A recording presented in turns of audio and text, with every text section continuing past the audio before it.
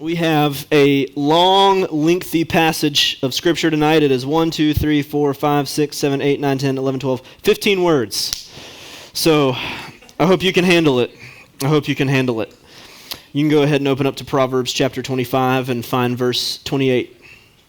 But it's good to see you guys, man. This is a good turnout for just middle of the week in the summer. I'm actually very happy about it. Who liked wiffle ball last week? Who wants to do that again? Yeah? Okay, cool. We'll do that again soon. I want you to think about the things that you hate. I mean, just like grinds your gears, makes your blood boil, not Taylor Swift. Okay, wrong answer. Not mom jeans. Not Kia Souls. Jorts. Maybe jorts. Yeah, long white socks with your crisp New Balances. Huh? Wet socks. Yeah, that's bad. That's bad. I hate wet socks. But what do you actually genuinely hate that makes your blood boil? Now, your first answer may be Knoxville sitting in traffic, especially in West Knoxville. You may hate, who here has a job and that gets paid? Have you ever looked at your pay stub and saw what you get scalped in taxes? Dude, that ticks me off. It's like, bro, we work for a church. Cut us a break. But that's not the kind of stuff I'm talking about when I say think about the things you hate. Let's go deeper than that. How do you feel when someone talks down to you and talks to you like you're stupid, you don't know what you're talking about, you're childish? Some people, you just really hate it when people talk down to you. Other people, maybe you just cannot stand when somebody lies to you. Some people will hate criticism, and you're very sensitive to it. Other people, maybe the worst thing in the world for you is when you feel like you're abandoned and you feel lonely and you don't have any friends. Or maybe you just hate being around people. You're actually the opposite. But on a really deep level, when you think about the things that people do that you hate, I'm talking about the face purple, fist beating the table, you don't like me when I'm angry, I'm going to cut you out of my life type anger. Everybody has something that somebody can do to you or can say to you that's going to make you act that way. And tonight, we're going to dig into this. Self-control. I want you to contrast what you hate and put it beside somebody that you love deeply. What's something you love to do and somebody you love to do it with? Maybe it's watching baseball with your dad. Maybe it's making pancakes with your grandma. Maybe it's wrapping Christmas presents with your grandpa. Maybe it's picking up pine cones with your little brother. I don't know what you do. Whatever you do is none of my business. It's yours. But think about this. You take the person that you love the most, doing the thing that you enjoy the most with that person, and then all of a sudden, they do to you one of the things that you hate. You know, one of the biggest problems in America now is that the divorce rate is above 50%, meaning that over half of people that get married are going to get divorced. 1 out of every 2, actually over 1 out of every 2, there's more people getting divorced than there are people getting married and staying married. Somewhere along the line, there's actually a point of contact where the person you love is going to do the thing that you hate, and in that moment, you are left with a decision to make. And that decision is this: how am I going to respond to the person that I love? Now, the topic tonight is self-control. Self-control extends not only to the people you love, but also the people that you could care less about. How do you react when somebody you don't know in traffic cuts you off? When the dude at Starbucks gets your order wrong? When they sell you a case of Mountain Dew and you realize it was Diet Mountain Dew? How does that make you feel, Bryson? My dad buys too much of that. But I want you to answer this question right here.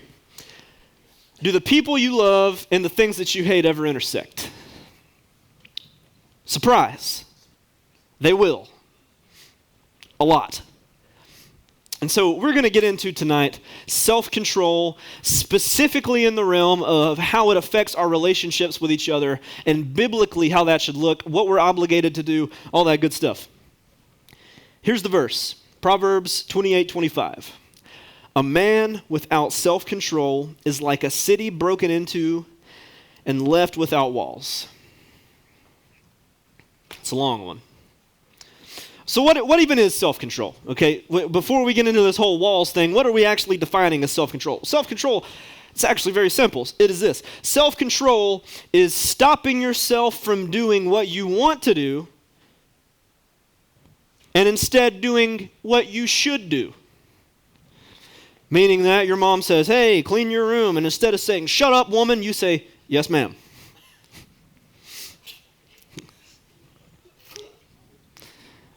Don't try, yeah, exactly, yeah. I would be evaporated on the spot. But let me ask you this question.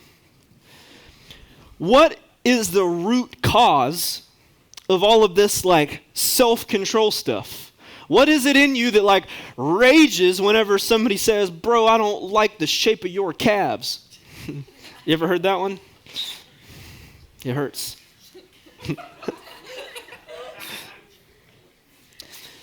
But seriously, why do statements like that make you upset? It's a word that starts with an E and rhymes with emotion. Emotions. Close.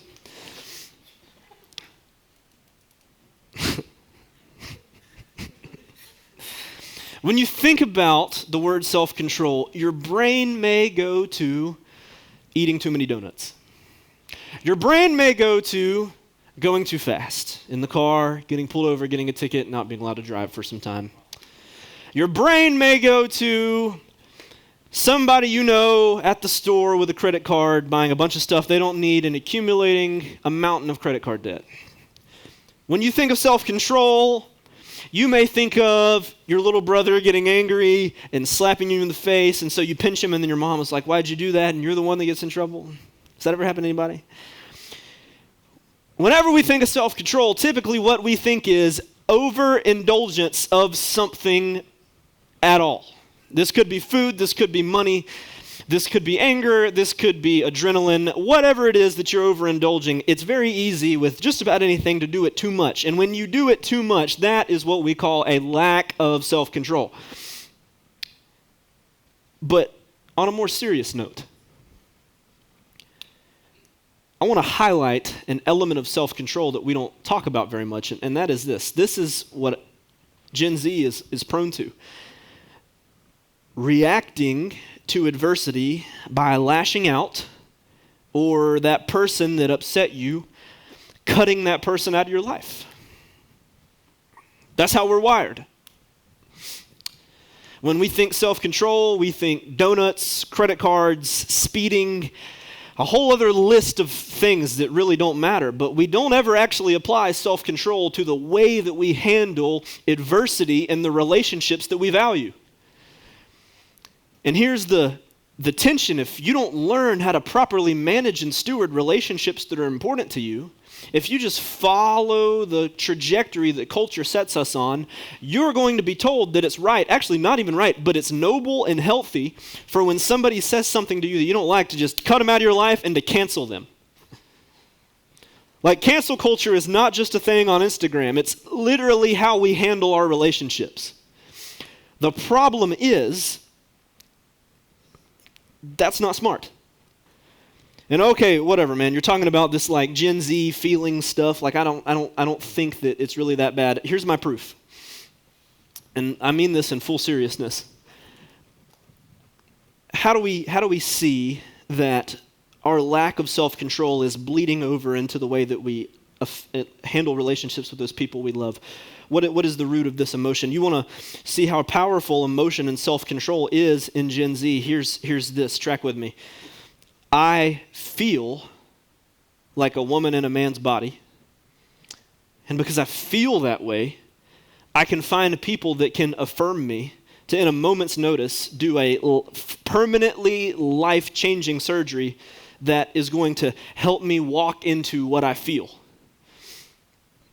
And that was radical, but now it's just kind of a thing. And so if I feel like I'm a woman trapped in a man's body, I can do some very serious permanent things based off of a momentary flight of feeling. And here's the question I want you to ask yourself. If I'm willing to take such drastic measures with myself based off of a feeling, how much more so am I inclined to take drastic measures with somebody else based off of a feeling? We dispose of ourselves quickly if we feel a certain type of way. How much more quickly are we going to dispose of those around us if they make us feel a certain type of way that we don't like? That's where this feeling self-control thing is really starting to creep into my generation. Here is the consequence of this in real time. If I so easily am willing to dispose myself, and even more easily am willing to dispose of others, that means that our fast twitch reaction when somebody says something or does something to me that I don't like or that rubs me the wrong way, immediately cut them off, push them out, and go find somebody that's going to tell me what I want to hear. Affirm me. Because my desires are king. And if you're going to violate my desires and what I want to hear, bro, you're toxic. This is where our proverb comes into play. I hope that all of you have a friend that is that one friend that you can just really get up and get angry and give them a piece of your mind. And maybe you guys go back and forth for a little bit, but ultimately it chills out and they can still tell you what they were thinking and you can say, all right, bro, I hear you. What we're seeing more now, rather than that happening, is this big disagreement bubbles up and comes to a head, and then the differences are irreconcilable and we go our separate ways. And here's why that's not healthy. If you cut someone out of your life, or if you run someone out of your life, when you come back to your senses, eventually you will miss that person. If I cut Wyatt out of my life right now, I'm going to miss that dude as soon as I think about him going, boom. That's the truth. There's a plethora of people in your life that you love that also probably are going to upset you at a certain point. And what we're going to try to wrestle with some tonight is those points of disagreement are not always going to be because they're calling you out on some bad habit, but maybe just because you guys don't get along that well. And this is the biblical side of things. Just because you don't get along with somebody, it doesn't excuse you from just cutting them out of your life and saying, I don't need that person. Because especially if you are both Christians, your mandate is to love that person because they're in the body of Christ. But I can't spend much time there because these have to be short because we got s'mores to make, okay? So I got to go fast. If you cut someone out of your life, or if you run someone out of your life, when you come back to your senses, you'll eventually miss that person. And then you're left to live in the ruin of your decision to run them off. Multiply this process over and over again with all of the people that make you angry at some point, and you get grade A loneliness. That's why this proverb calls you a city without walls. Why? Okay, what's the significance of the walls? Okay, because if you cannot learn to control yourself and to get over it and to love the people who are trying to build you up, you are going to end up broke down and defenseless, is what the proverb is saying. The walls, what are the walls? In the ancient time, the walls were a means of defense that were put around the city. That's why when the Israelites came to Jericho, they had to march around the walls 7 times. Because Jericho was so big, they didn't stand a chance in trying to conquer Jericho. So they march around it 7 times. The walls magically fall down. The walls are your means of defense. This proverb is telling us that those people that are in your life that have the ability to lovingly challenge you and to help you grow, those are your defense. How so? Well, remove those people from your life. Ironically, the reason we lash out and the reason that we push those people away is because sometimes when constructive, hard to hear language is thrown down the river at us, the natural result and the natural response is to feel vulnerable because we are now communicating about something that is maybe a problem we have. And so because we don't want to feel vulnerable, what do? We push those people away because we want to avoid being vulnerable. And the proverb is teaching us that if you do that, you actually end up in the very same position that you tried to avoid. Vulnerable.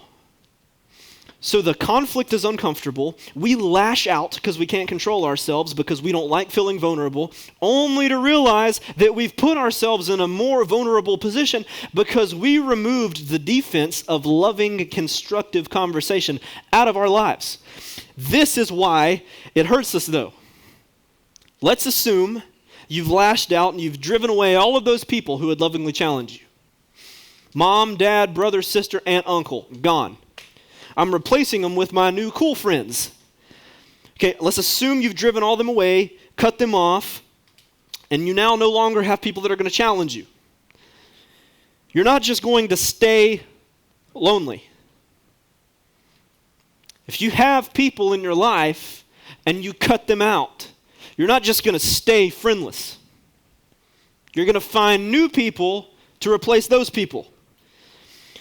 And you're going to end up replacing your friends and family who would lovingly challenge you and help you grow. You're going to replace those people with other people who are going to always affirm you, even when their affirming of you is ruining you. That's how this comes back to bite us.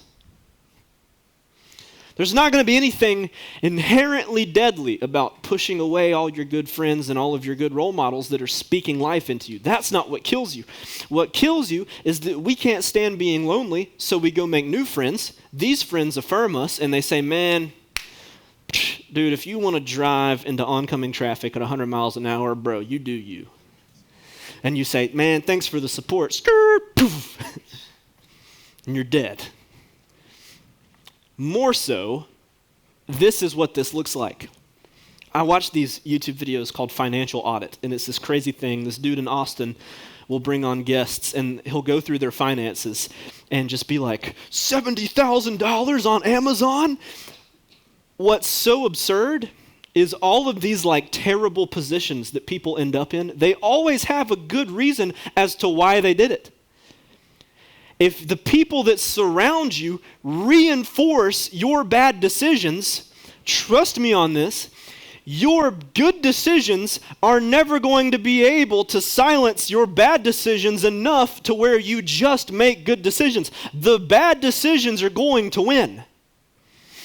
And if you surround yourself with people who reinforce your bad decisions, add some time, stir it all up, in due time, who knows how long it'll be, you will be the city that is left defenseless with its walls torn down, set to live in the ruins of you disregarding all helpful criticism.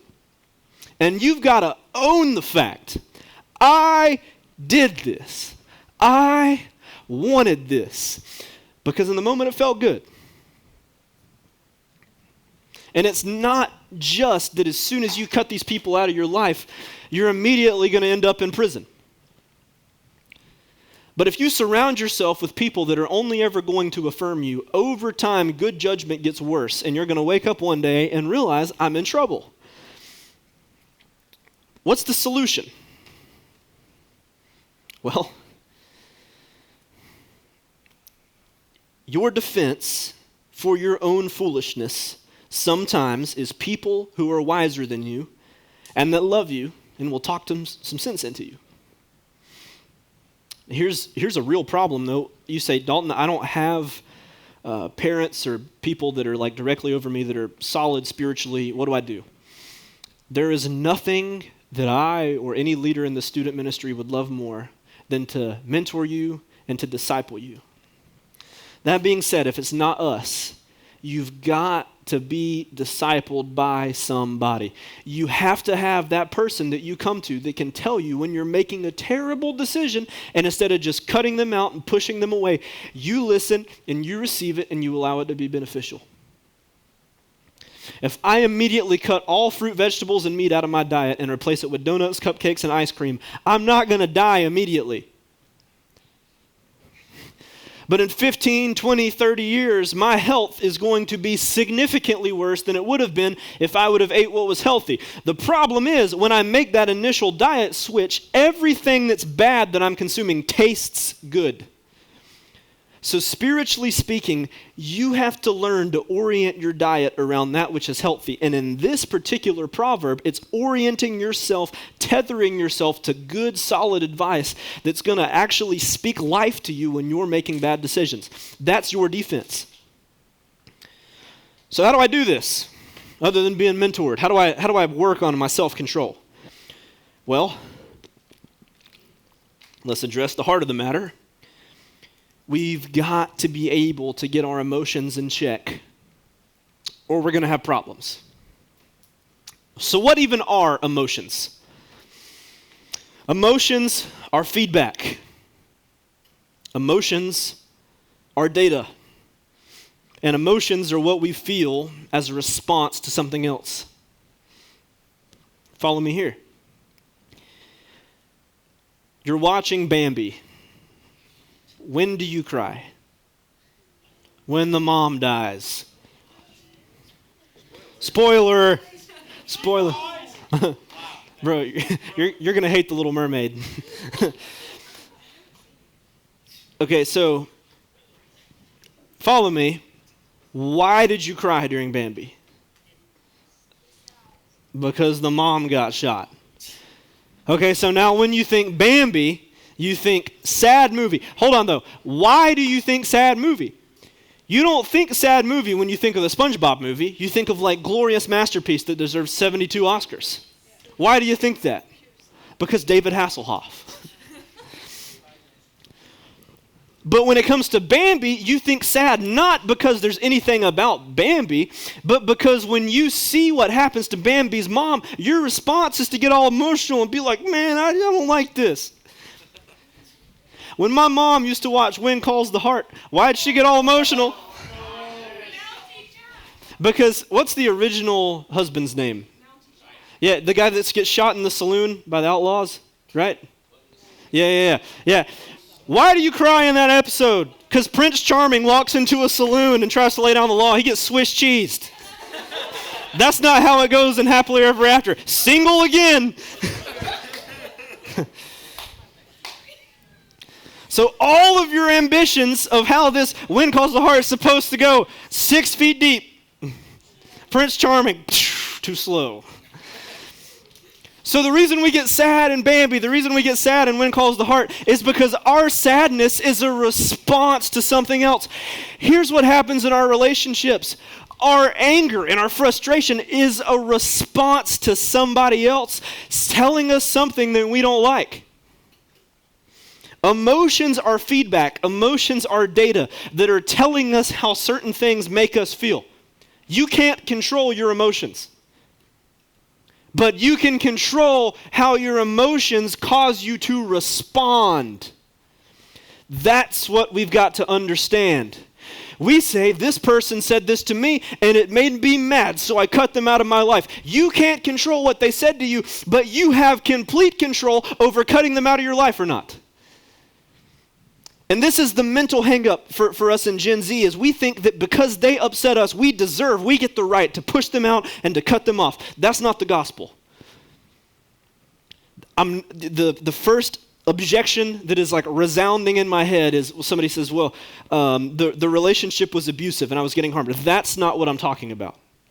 I'm talking about real, fruitful, healthy relationships that call you out when you're doing something wrong and you're not able to control the way that you respond because of your emotional feedback. You're never going to be able to control how it makes you feel when somebody cuts you with words, but you're always able to control how you react to somebody cutting you deep with their words. It's our responsibility. It's not our emotions that get us in trouble. It's how we respond to our emotions that get us in trouble. We have to control our responses to the emotions, not the emotions themselves. Here's one excuse I always hear. And there's a guy that I know very well that immediately pops into my head when I say this. Well, man, my family has a temper. And it's just born into me. Here's a stupid one. I'm Irish. It's like, bro, no, you're not. You're 18th generation American, dude, raised in the suburbs of Farragut. Like, what do you mean? I had to struggle when I was growing up. Bro, your struggle was not getting carpet burn on your 1,700 square foot bedroom, like, don't drown in the water bed. Like, bro. That's how foolish this stuff sounds. And we say, oh man, I'm mad. My dad's mad, and his dad was mad, and his dad was mad, and his dad was mad. Here's the biblical response. Crucify it.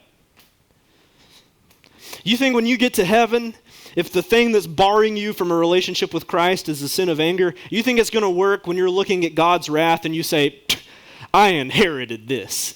Like, no. So what do? You have the responsibility through the grace of God to crucify whatever it is that your response is going to be, whether or not you think it was inherited. Here's the kicker.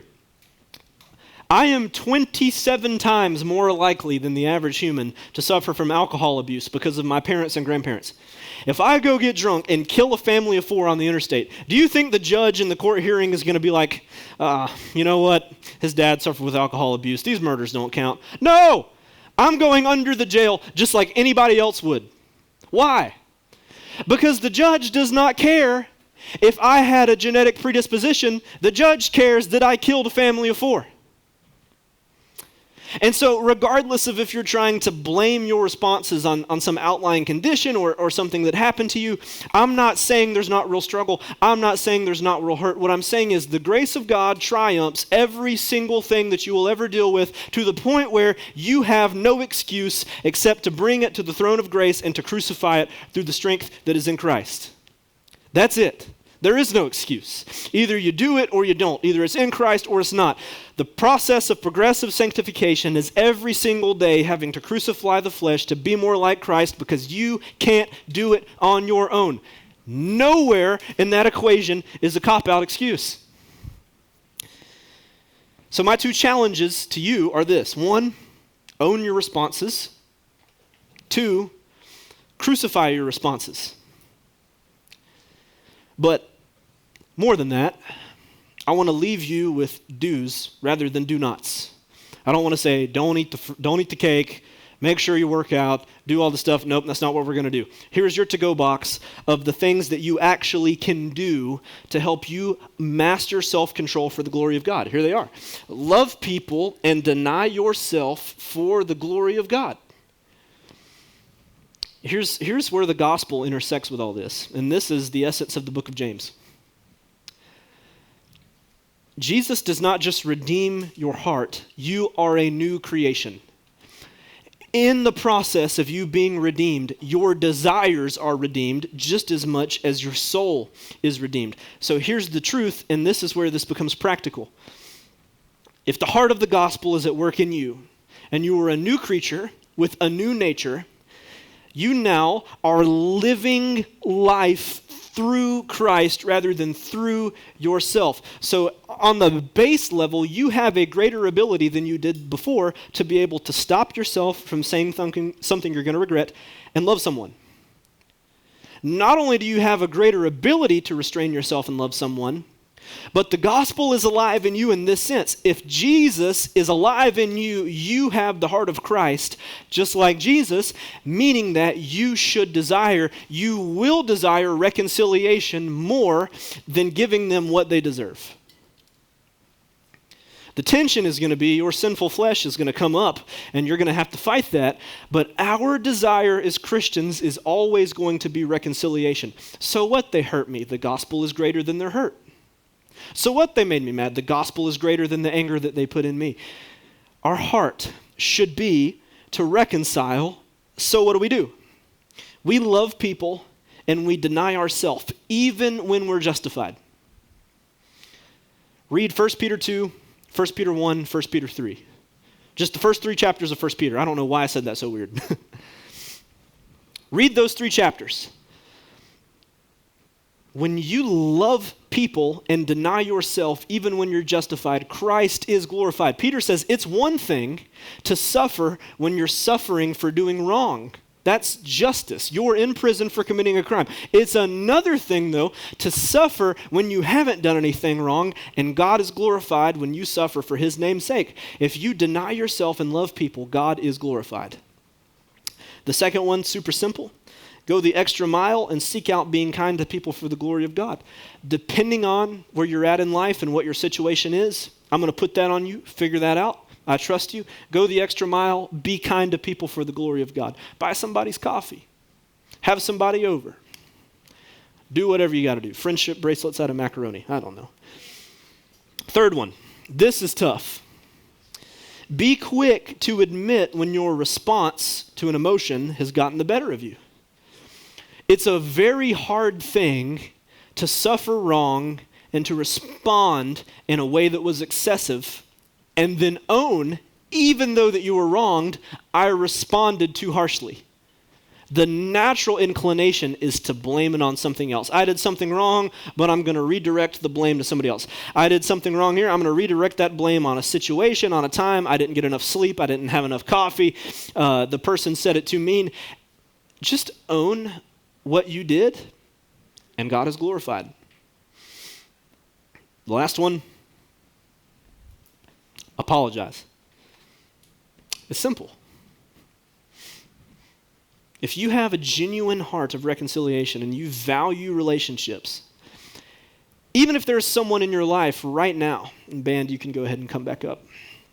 Even if there is someone in your life right now that you are actively pushing away, cutting out, they've made you mad, there is such power in being able to say, I know that they wronged me, but I'm going to go and apologize for cutting them out of my life. The Proverbs say it is heaping hot coals on your enemy's head when you can go and to not engage in the banter.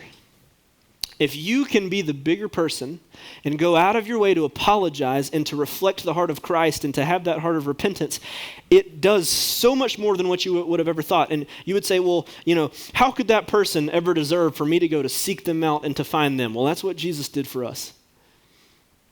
And because of that, we have a mandate. This is how we live. This is how we operate. We value forgiveness. We value reconciliation. If you don't, you're like a city with the walls tore down. So here's your to-go box. I pray you take this with you this week.